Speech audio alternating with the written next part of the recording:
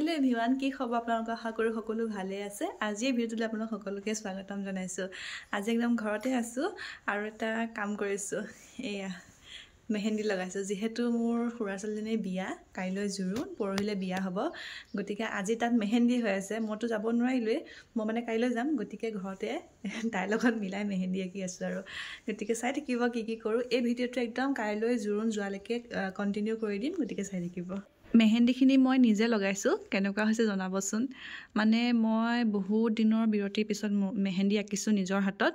আৰু আগতে মই এনেকৈ কইনাক আঁকি কৰি দিওঁ, বহুত দিন আঁকা নাই। আজি নিজে ট্ৰাই কৰিলোঁ। চাওকচোন কেনেকুৱা হৈছে, মোক জনাই দিব দেই। এতিয়া মোৰ সোঁ হাতৰ ৰাবেনে আঁকি আছে। যিহেতু মই সোঁ হাতত নিজে লগাব নোৱাৰোঁ, কিন্তু হ'লেও এয়া দেখিছেনে, এই ফুলপাহ ৰাবেনে আঁকিছে আৰু বাকীখিনি ময়ে আঁকিছোঁ। বাওঁ হাতে সোঁ হাতত নিজে আঁকি লৈছোঁ যিমানখিনি পাৰোঁ, চিম্পুলকৈ একদম। কাৰণ লগাই দিয়া মানুহ নাই, তাক লগাব দিলোঁ, কিন্তু তাৰ হাত কঁপে বোলে। তেওঁ এইখিনি সি ফিল আপ কৰি আছে, বা এইখিনি সহজ যে এইখিনি পাৰিব। এইখন হাতত এয়া নিজে আঁকিছোঁ।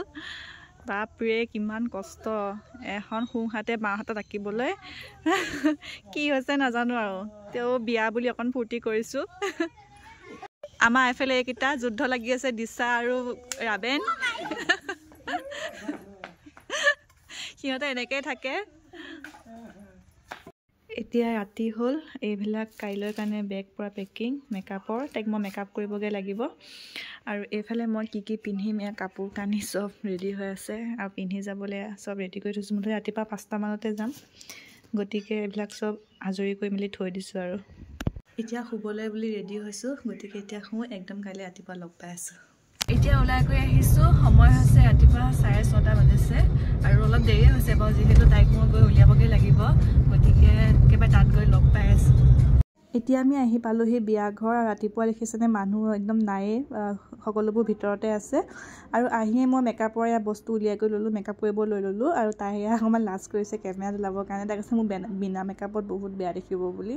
মই বোলো একো নহয় দে। আৰু এয়া গোটেই বস্তুবোৰ উলিয়াই কৰি ল'লোঁ।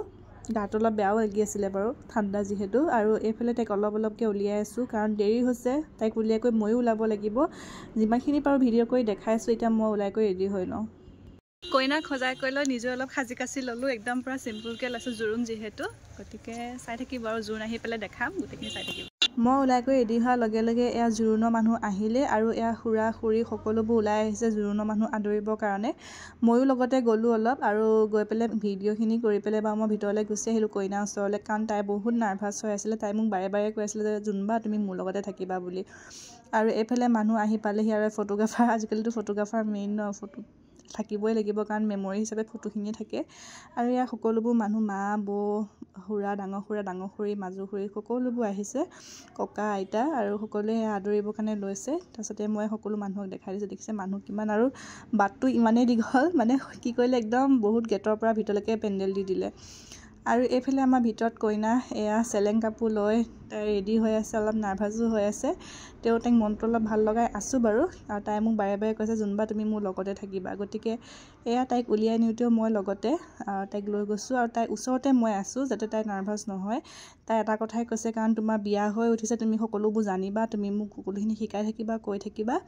আৰু এয়া ডাঙৰ বৌ আৰু মই তাইক উলিয়াই লৈ আহিলোঁ সমাজৰ মাজলৈ। আৰু তেওঁলোকৰ নিয়মবোৰ অলপ বেলেগ আছিলে। গতিকে ডাইৰেক্ট আইসকলৰ ওচৰলৈ নিয়া হ'ল। আমাৰ এইফালে প্ৰথমতে ভকতসকলক সেৱা কৰি লোৱা হয়, কিন্তু তাত অলপ বেলেগ আছিলে। গতিকে আনিলোঁ, আনি প্ৰথমতে তাইকে মূৰত তেল দিলে। তাই সঁচাকৈ এই সময়খিনি মই নিজেও ফিল কৰোঁ, বহুত নাৰ্ভাছ হোৱা যায়, বহুত ভয় লাগে, কি হ'ব কি নহ'ব এনেকুৱা লাগে। আৰু এতিয়া তাই শাহুমা হ'বলগীয়া, তাইক এতিয়া সেন্দুৰ দিব শিৰত। আৰু তাই মানে মই তাইক কৈছোঁ যে তই নাকান্দিবি, এইখিনি সময়ত কান্দাটো বহুত বেয়া, কান্দিব নালাগে, কিন্তু দুখটো লাগিবই। তাইক যিমানখিনি পাৰোঁ মই বুজাইছোঁ তই নাকান্দিবি বুলি। আৰু এইফালে শিৰত সেন্দুৰ দিলে, আৰু আইসকলে উৰুলি দিছে। কিন্তু ভিডিঅ'টো তেনেকৈ কৰা নহ'লে, মানে ভইচটো নাহিলে, আৰু মই পিছত ভইচ অভাৰ কৰি দিছোঁ। আৰু এইজনী কইনা আজিৰ পৰা বোৱাৰী হ'ল, সেন্দুৰকণ দেখাই দিওঁ। এয়া আমাৰ সৰু ভণ্টি আজিৰ পৰা বোৱাৰী। কেনেকুৱা লাগিছে আমাৰটো?